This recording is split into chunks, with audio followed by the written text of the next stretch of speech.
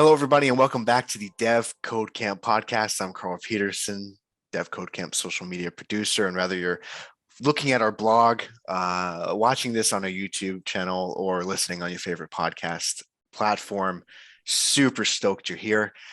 Today we have an excellent special edition because this is the first time doing two guests at once. So it's definitely going to be jam-packed with a ton of knowledge and information, not only because there's two people, but also because of what they do. Today is a very exciting episode of Career Services, but I don't want to get too in the weeds with that. And I think because we have a long interview, I think, ahead of us.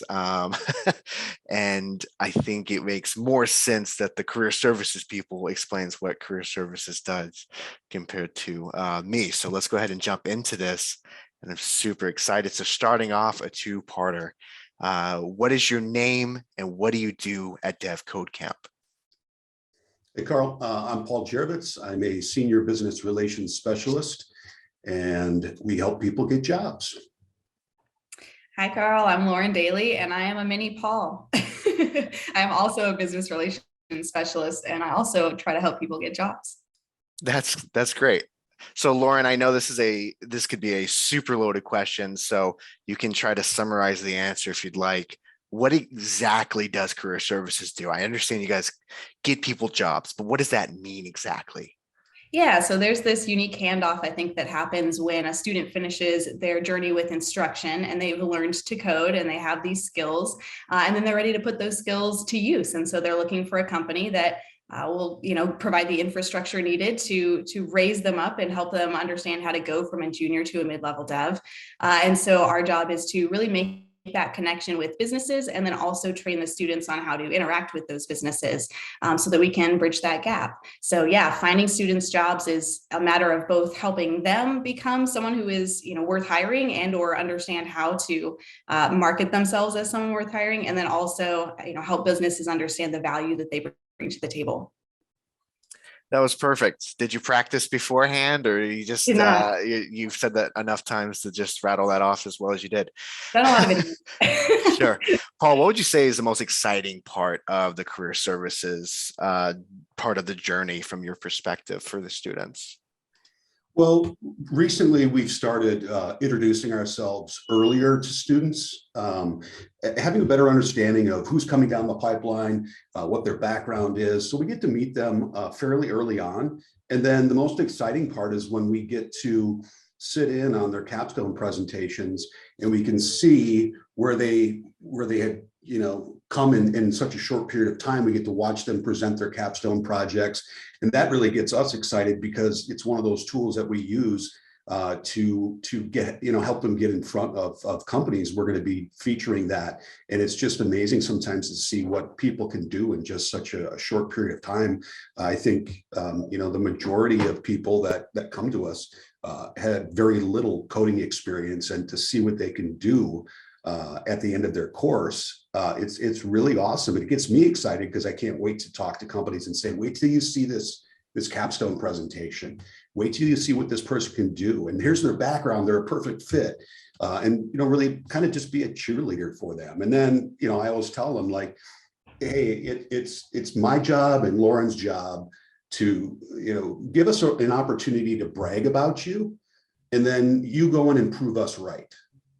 And then all of a sudden you're accepting an offer. That's super exciting. Lauren, do you want to give your answer on that as well? The most exciting thing about career services? From your perspective of it, yeah. I think the most exciting thing about career services for me is when I get to help students who don't think they've ever done anything impressive or cool. And they come into the resume workshop specifically and they're like, I don't know what to tell you. I've never really done anything before. I'm like, okay, well, why don't you just tell me your life story then? Let's just talk about that. And then they lay out all these amazing things they've done throughout their life. And I'm like, who are you looking at in the mirror every day? Because you really have done some amazing things. And so, being able to reframe those experiences for people and help them understand, just because you don't see it as impressive doesn't mean it actually wasn't impressive. Particularly military students. A lot of times they think, oh, I've just been in the military. Like, you've done so many interesting things, gone through so many trainings, those are useful things. So that process of bringing together someone's narrative of their life and reframing it so that by the end of our meeting, they're like, wow, I really am cool. I really have done some awesome things. That's probably my favorite part. That's super great as well. Yeah, you guys get to see firsthand kind of that aha moment when everything's at the end of the course. They know they are a developer, but then they actually know, like, hey, wait a minute, I can actually go and do something with this now. And that kind of realization and summary of everything that they've worked for, not only in our course, but previously. And compacting it is super exciting. And we'll talk a little bit more on imposter syndrome coming up, because I know that's probably gets brought up as well, plenty of times. In fact, I know it is. So we'll mention that as well, coming up. But Paul, right now I was curious, what's the temperature like for these recent graduates when they get into career services? Are they usually super excited, super nervous? What's the general overall feeling that they're at? I think, I would say half of them are just ready to go. And it's so that they're just systematic about everything. When we ask them for something, they get it done. And then other people, they're a little bit more hesitant. Sometimes the job search can be more overwhelming than the technical learning.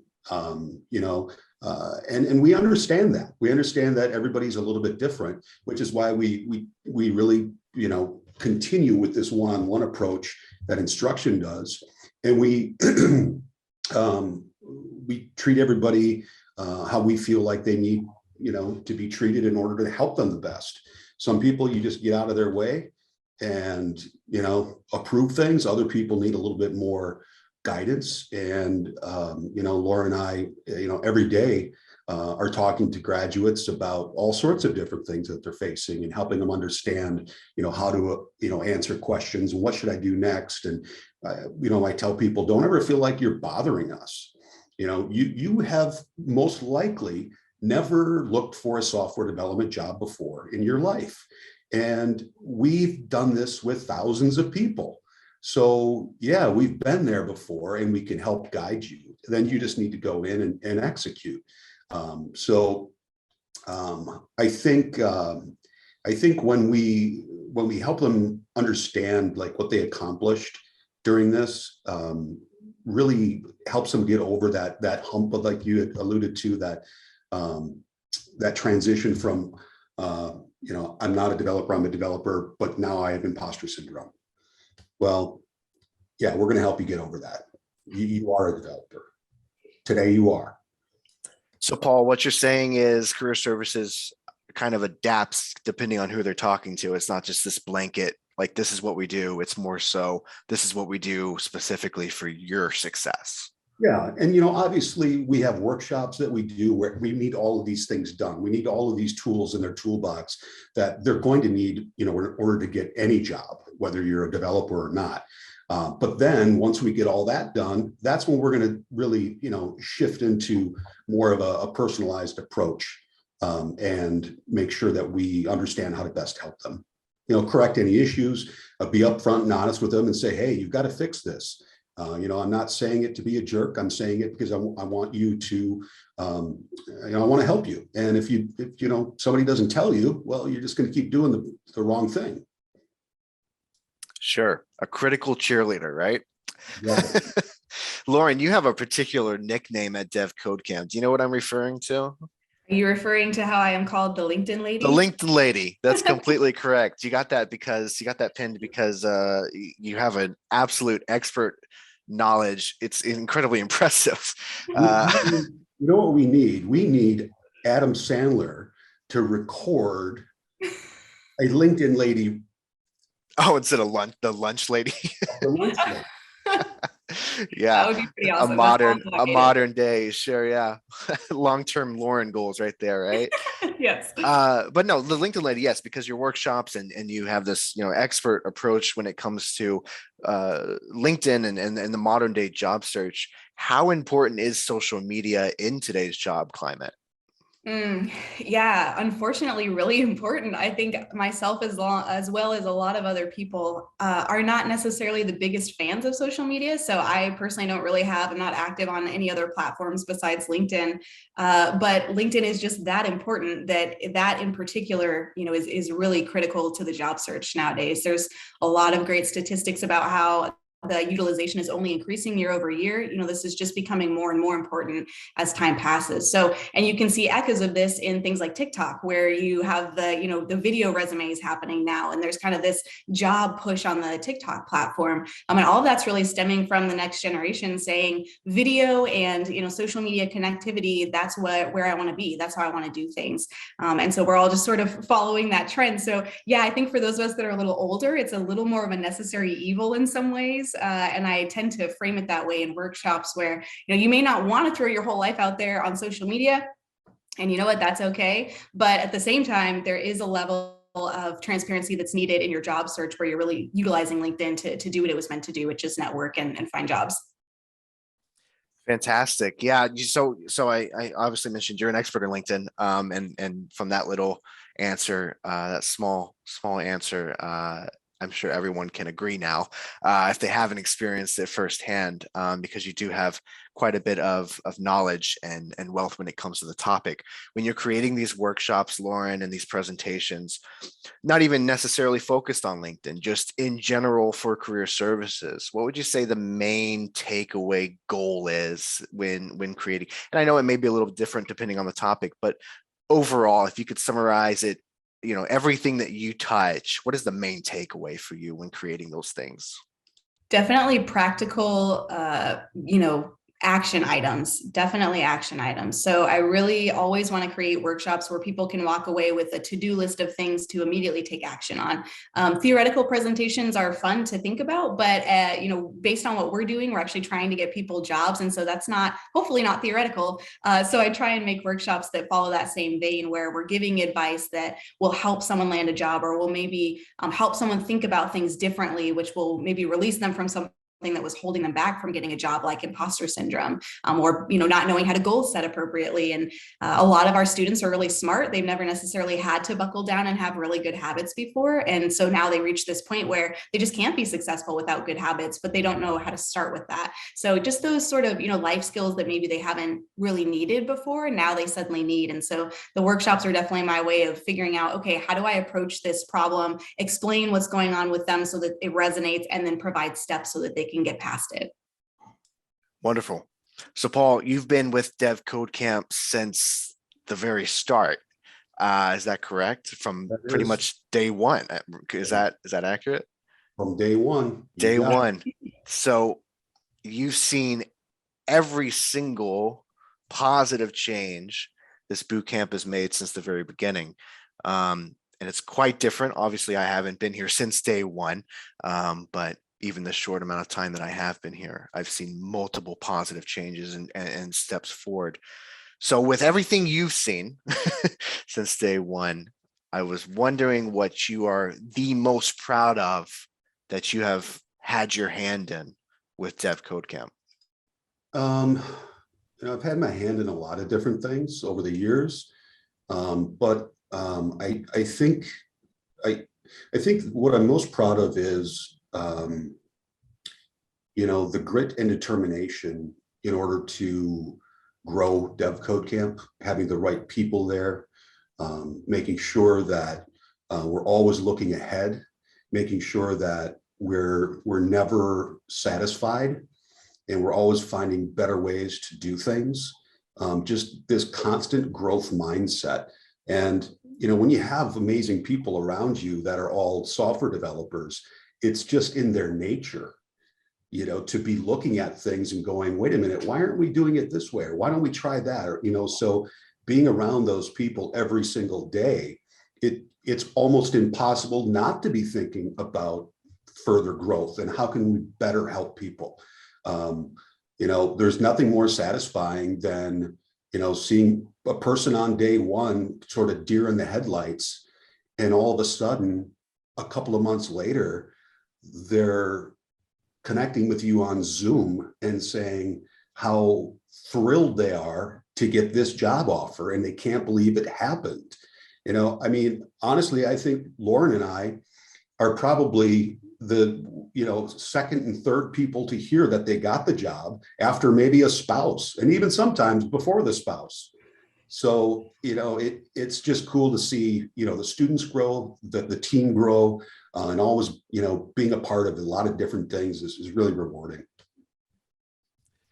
So Paul, I know we've mentioned imposter syndrome multiple times. Imposter syndrome, if you could kind of summarize what that is for the listeners that maybe not aware.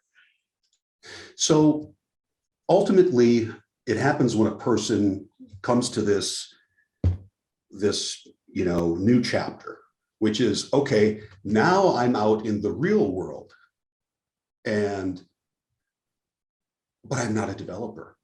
Well, you've been building things every single day. Well, but I don't have 5 years of experience. I don't know this yet. I don't know that yet. I probably should study more on this. And it's like, this is where Lauren and I think we make a good team, because she will be very sensitive talking to them about that type of stuff, and I'll be kind of a jerk. And I'm okay with that. Sometimes, you got to hear some hard words, and it's like, just stop talking. You are a developer. Look at the things that you've built. Also, by the way, do you know that the person that you're going to be interviewing with for a job, they understand and they're okay with you don't know everything? Guess what? They don't know everything. You have to go in with the right mindset. And the right mindset is this: whether you've got 0 days of experience on the job, or 50 days on the job, or 500 days, you are a developer. And that's what you need to remember. If you go in and you don't have that attitude, well, guess what? You're probably not going to get picked. But you also have to have some humility. Yeah, you don't know everything. And guess what? The company that is hiring you gets that. What they're most interested in is, how hungry are you to learn new things? I talk to a lot of companies, and they say, one of the issues that we've got with some of our developers who've been here a long time is they look at change and they go, but we've been doing this way for 15 years. And it's hard to convince somebody to change when you've been doing it for so long a certain way. Well, now here we are, 2022, and things change so fast that you will get run over in a matter of 6 months if you're not willing to learn. So having that growth mindset, that willingness to learn, use that to your advantage, because you accomplished a lot during this. So just addressing it head on and saying, look, I understand that, like in anything, I mean, you have to be okay with knowing that you don't know everything, but you're willing to learn. And you also have to remember, you do know a lot. And now is the time to act and get out of your own way. So give them a little bit of a cheerleading speech about it, because it's normal. I love that you good cop, bad cop people into jobs, or getting ready for jobs. That's definitely a method. If it works, it works. That's sometimes great. You just gotta say it like it is, and sometimes you need sure. a softer touch. Absolutely. Oh, no. Cheerleading pep talk. I call it a kick in the pants. Totally makes sense though. Totally does. Yeah. Lauren, everyone who's ever had a job ever, not even just as a developer, just ever, understands how stressful interviews can be. Just in a general, multiple things can add stress to the process. What does career services do specifically for people, going into the development position? What does career services do to get them most prepared to face a recruiter or a employer right out of boot camp? Well, Carl, actually, it's great that you would ask this question, because we're currently streamlining those efforts as we speak. I'm in the middle of creating I think it's going to be a 3-part series on interviewing. And so that'll be a new workshop series that we're going to start doing for each of the classes that comes through. Right now, our system is when a student finishes the program and they go through the career services workshops, and then they get into applying for jobs on a weekly basis, and attend weekly stand-up meetings with us to report their progress and all that good stuff. When they get either a phone screen, a behavioral interview, or a technical interview, they let us know. And then we schedule a time to connect with them to go over common questions and ask what they know about the interviewer and about the position, and just make sure that they've done their homework, they've looked up the company, they know what they're going in for. A lot of these students are applying to hundreds of jobs before they are, getting that yes, which is pretty typical for this industry. And so they really need to be organized and to have someone kind of bring their focus back to, okay, which of the 100 jobs I applied to this week is the one that called me back? Let me go back and find that. Let me pull up the job description. Sometimes we connect with them and they're just sort of like Paul said earlier, deer in the headlights. They're like, okay, I have this interview, what do I do? It's like, okay, well, let's start from the beginning. Who's the company? Who's the interviewer? What do you know about this, so that we can talk it through and prepare what they're most likely to ask you about. So right now it's a one-to-one process, and I'm sure we'll keep doing that after, the workshops start. But I think it'll be great to be able to address classes as a whole and just kind of give these principles of the different layers of interviews. That sounded like it was a rehearsed question and answer, because I actually had no idea you guys were in the process of doing that. That's really great timing. Paul, what Lauren mentioned, how much does that positively affect these graduates in today's remote climate? A couple of years ago, a remote job was obviously possible, but now it's such a market that is open that just wasn't a thing a few years ago. You look at some jobs and they have hundreds of applicants in the matter of a few hours. So with these extra steps that they have in their back pocket, are you seeing that as a kind of a standout compared to the hundreds of other people trying to get that particular job? Well, I mean, yeah, it's definitely changed. I feel for the recruiter that posts a job and 6 hours later they have 1,000 resumes hitting their inbox. It's got to be tough to search through those things. So what I always tell our graduates is, you need to look at this from the hiring company's perspective as well. Like, put yourself in their shoes. If you're hiring somebody, how can you possibly sit there and look through 1,000 resumes and try to figure out with this one piece of paper who's the right candidate, right? So I want you to find ways to set yourself apart. Share your capstone video. We're promoting those things all the time. How can you make a better impression? Research that company. Find things that are important to them, that are also important to you, and show them why you really want to work for them. It is a two-way street. It's obvious they're posting a job or they have a job opening. Yes, they're looking to hire somebody. Okay. But they're also looking for somebody that wants them as well. So you've got to find ways to really set yourself apart. And it doesn't need to be anything, out of this world crazy. Sometimes it's just simply putting together a little video message and sending it to somebody. Sometimes it's as simple as sharing a link to one of your projects and saying, hey, I understand with that particular position, these are the things that you expect somebody to know. Right now, I don't have experience in XYZ, but I built this little 3-day project. I took a 3-day sprint and I built it out. Okay, me as the hiring manager is going, all right, you know what? I'm going to talk to this person. They actually took the initiative and they were just sitting there waiting for me to call them. So yeah, it's hard work. Don't think it's not. And it's a numbers game, but it's also being smart about how you apply. Good quality applications, not just throwing, your resume up against the wall, 1,000 times and then sitting back and waiting for somebody to, make you an offer. You've really got to, put yourself out there, make yourself vulnerable, because, and it's easy to do that when you put yourself in the hiring company's shoes. Like, if you're going to be the person responsible for writing a check every month to pay a person, who do you want to hire? Do you want the person who's really setting themselves apart? Absolutely you do. So, sometimes you just have to ask for it. That's what I tell people. At the end of the interview,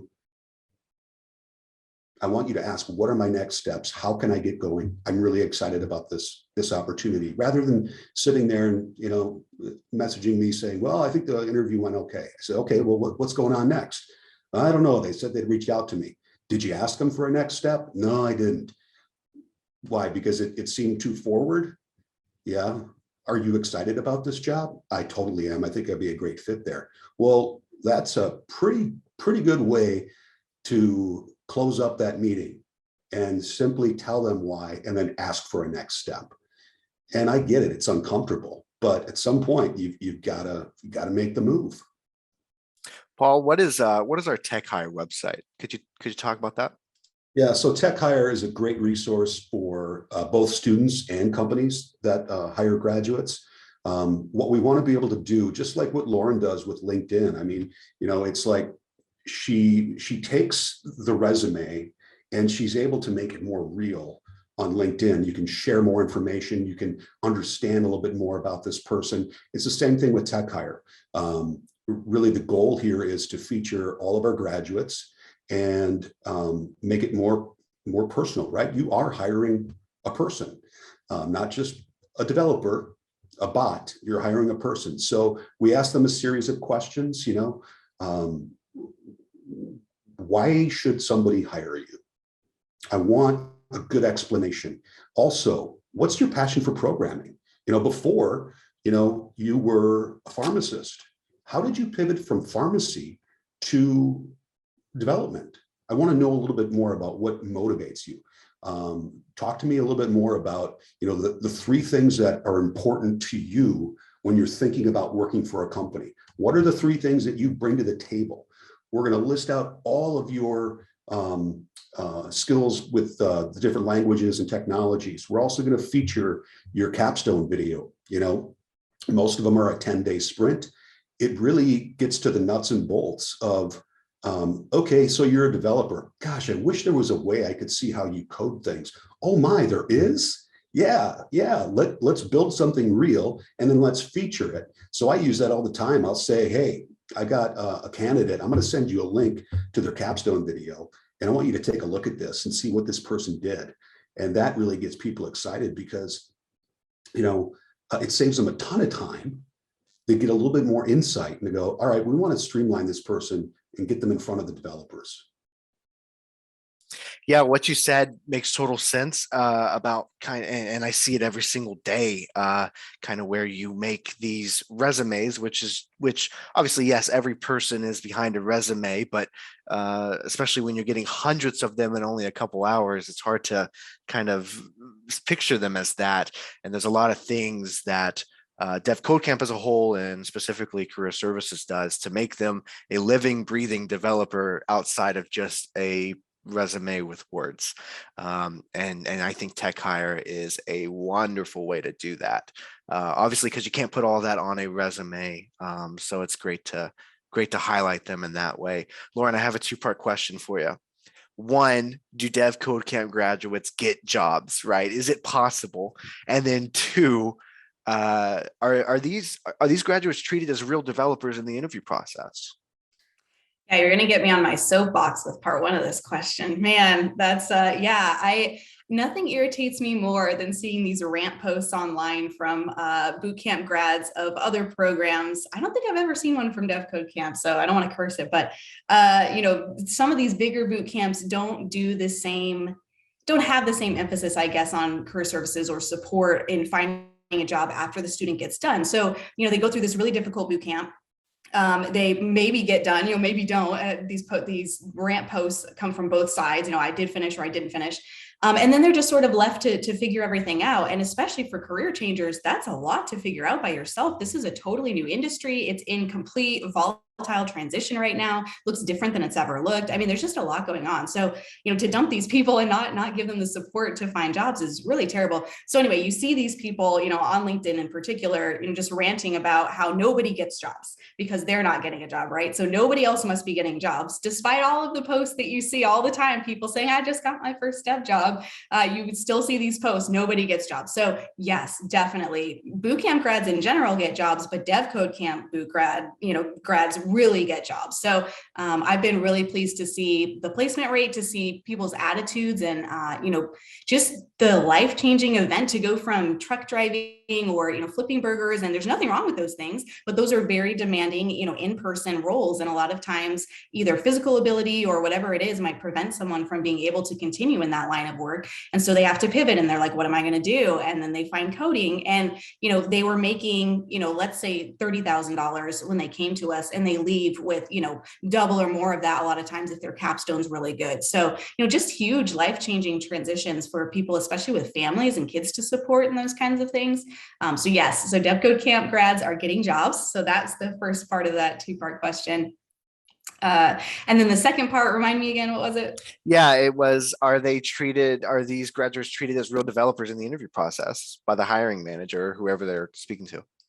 Yeah, what's so funny about that is that the students are really the ones that think that they're not going to be treated, as equals. And then everybody that they pretty much talk to just treat them as though they are developers. I mean, they just ask them, all the same questions, and they're not like, oh, a boot camp, tell me about that. I think 5 or 10 years ago, that probably did happen a lot because boot camps were just not something that were really respected yet or understood as, where they fit in the market. Because of course, a boot camp grad is not going to have the same skill set or the same focus as someone with a 4-year degree. And neither one is bad. They're just different. They're different functions on the team. And so now that boot camps are being accepted and companies are specifically creating teams to be able to train up and hire boot camp grads and understand what they're coming in with and what they're not coming in with, there's a lot more respect, I think, in general for boot camp grads than there ever was before. And so yeah, we see those interviews go just like any other dev interview, and we've seen that because we have several students who come to devCodeCamp who are already developers and they just want to learn new technologies or new skills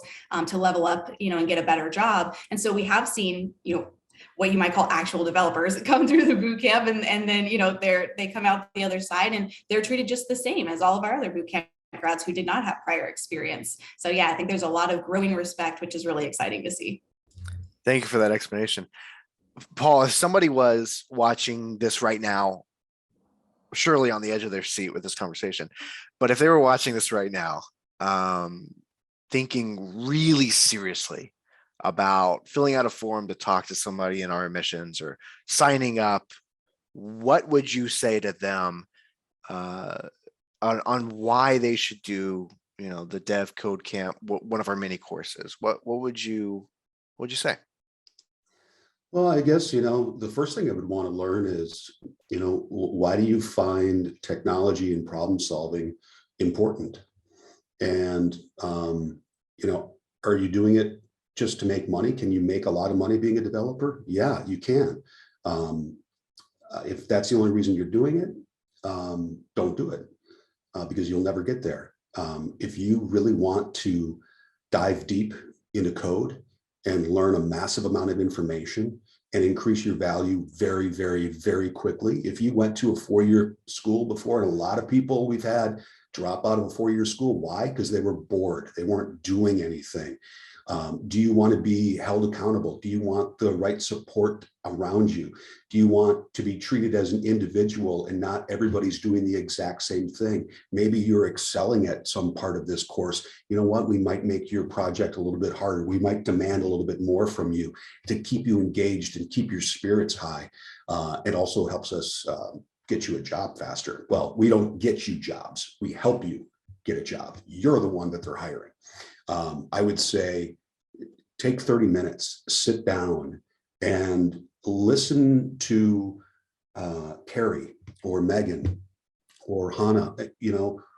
How does this work? We want you to have a really good understanding of how this works. We don't want you coming in unprepared. And I will tell you this, if you come in with the right attitude, and you also come in understanding that some days you're going to be on top of the moon. Some days you're going to feel like, wow, this is tough. Yeah, it is. Nobody told you it wasn't going to be with some challenges, but know this, we're going to help you overcome those. And you will have those light bulb moments, as they say, where all of a sudden it starts snowballing and you're just getting it. And then you look back at some of your old code and you just go, oh man, I can't believe I thought that was really difficult. Now I can do it in my sleep. And by the way, you will dream about code. And then make sure that you get the most out of this. You are investing in yourself. We are 50% of the equation. You are the other 50%, which is really important for you to be involved. And know that it's okay to ask questions, but we're also going to be sort of pulling back as we progress. And that's a good thing.